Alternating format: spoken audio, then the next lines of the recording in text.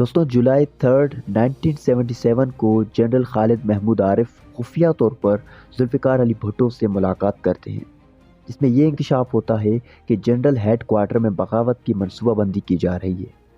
General عارف بھٹو پر زور دیتے ہیں کہ پی این اے کے ساتھ مذاکرات میں جلدی کریں، اس سے پہلے کہ بہت دیر ہو جائے۔ لیکن جولائی 5 1977 کو بھٹو اور ان کی کیبنٹ کے ممبرز کو جنرل ضیاء کی کمان میں فوجی گرفتار کر لیتے ہیں۔ بھٹو کے اپوزیشن کے ساتھ ڈیل کرنے کے باوجود بغاوت بدامنی کے بہانے ہوتی ہے۔ ذوالفقار علی بھٹو کے پاس فوج کے اندر انٹیلیجنس تھی اور میجر جنرل تجمل حسین ملک جیسے آفیسرز آخر دم تک ان کے وفادار رہے، مگر اس کے باوجود general Zia special year service SAS کے آفیسرز کے ساتھ ایک تربیتی پروگرام شروع کرتے ہیں۔ ذوالفقار علی بھٹو کے بہت سے وفادار آفیسرز کو پہلے کورس میں شرکت کا حکم دیا جاتا ہے۔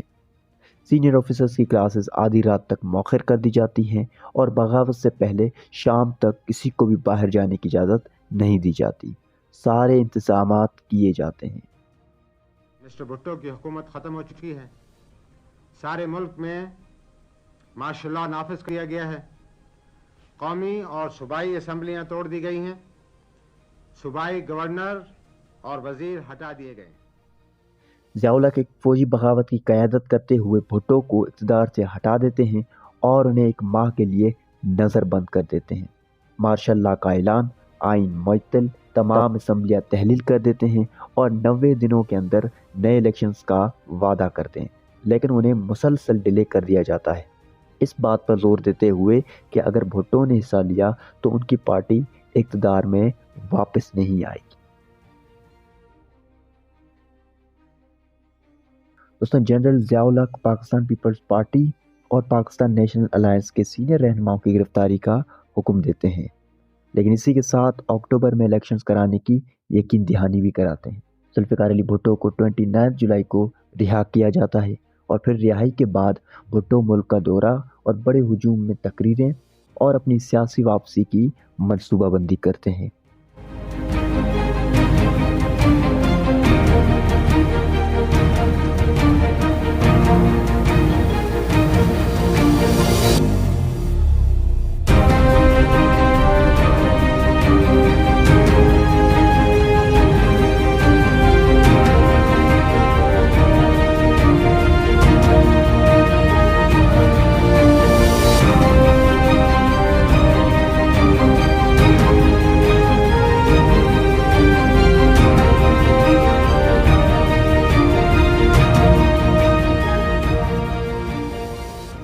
ذوالفقار علی بھٹو کا ملتان کا دورہ ایک اہم موڑ تھا، جب قافلے کو روکنے کے لیے انتظامیہ کی کوششوں کے باوجود ہجوم کی تعداد نے انتشار پیدا کیا، جو بھٹو کی گرفتاری کا بہانہ بنا اور یہ دعویٰ کیا گیا کہ یہ ان کی پروٹیکشن کے لیے ضروری ہے۔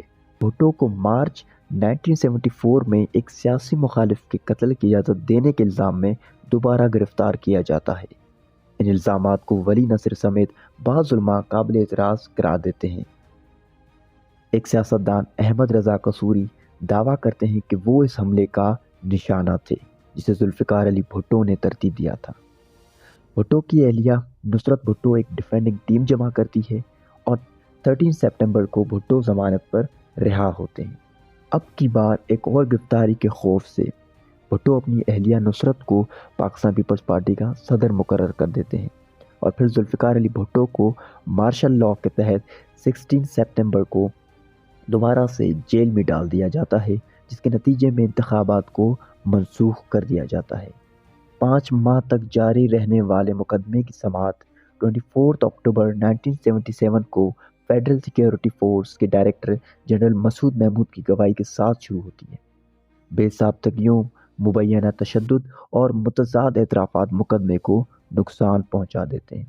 جب بھٹو 25 جنوری 1978 کو گواہی دینا شروع کرتے ہیں تو چیف جسٹس مولوی مشتاق کمرہ عدالت کو مبصرین کے لیے بند کر دیتے ہیں۔ 18 مارچ 1978 کو ذوالفقار علی بھٹو کو قتل کا مجرم قرار دیا جاتا ہے اور انہیں موت کی سزا سنا دی جاتی ہے۔ دوستوں ان سب کے بعد پھر بھٹو کے سابق قانونی وزیر عبدالحفیظ پیرزادہ سپریم کورٹ میں بھٹو کے سائنسی مشیر مبشر حسن کی رہائی اور تقسیم کے فیصلے کی بنیاد پر بھٹو کی سزائے موت پر نظر ثانی کی درخواست کرتے ہیں، مگر سپریم کورٹ حسن کی رہائی سے انکار کرتا ہے کیونکہ مبشر حسن ملٹری پولیس کے زیر حراست میں ہوتے ہیں، لیکن عدالت دلائل سننے پر رضامندی ظاہر کرتی ہے اور 12 دن کی کارروائیوں کے بعد سپریم کورٹ اس نتیجے پر پہنچتا ہے کہ صدر پاکستان سزائے موت کو عمر قید میں بدل سکتے ہیں۔ پیرزادہ اس وقت کے چیف مارشل لا ایڈمنسٹریٹر کو ایک درخواست دائر کرتے ہیں، لیکن جنرل ضیاء الحق فوری طور پر کارروائی نہیں کرتے اور دعویٰ کرتے ہیں کہ درخواست غائب ہو گئی ہے۔ جب بھٹو کو راولپنڈی سینٹرل جیل کے ایک سیل میں منتقل کیا جاتا ہے تو ان کے اہل خانہ ان کی جانب سے اپیل کرتے ہیں۔ بھٹو کو تیاری کے لیے 1 ہفتے کا وقت دیا جاتا ہے، مگر چیف جسٹس ایس انوار الحق عدالت کو جولائی 1978 کے آخر تک ڈیلے کر دیتے ہیں۔ دوستوں پھر 6 فروری 1979 کو سپریم کورٹ 3-4 ووٹ دے کر مجرمانہ فیصلہ سنا دیتا ہے۔ 24 فروری تک بہت سے سربراہان مملکت کی طرف سے معافی کی اپیلیں آتی ہیں، جبکہ لیبیا کے کرنل قذافی اپنے پرائم منسٹر عبدالسلام جلود کو بھٹو کی رہائی کو یقینی بنانے کے لیے فوجی اسٹیبلشمنٹ کے ساتھ بات چیت کے لیے ایک ہنگامی مشن پر پاکستان روانہ کرتے ہیں۔ جلود انکشاف کرتے ہیں کہ قذافی نے ضیاء کو لیبیا جلا وطن کرنے کی تجویز پیش کی تھی اور صدارتی طیارہ اسلام آباد کے انٹرنیشنل ایئرپورٹ پر بھٹو کا انتظار کر رہا تھا، لیکن جنرل ضیاء نے جلود کی درخواست کو مسترد کر دیا اور سزائے موت کو برقرار رکھا۔ اور پھر دوستوں اس طرح سے ذوالفقار علی بھٹو کو 4 اپریل 1979 کو سینٹرل جیل پنڈی میں پھانسی دی جاتی ہے اور انہیں گھڑی خدا بخش میں ان کے خاندانی مزار میں سپرد خاک کر دیا جاتا ہے۔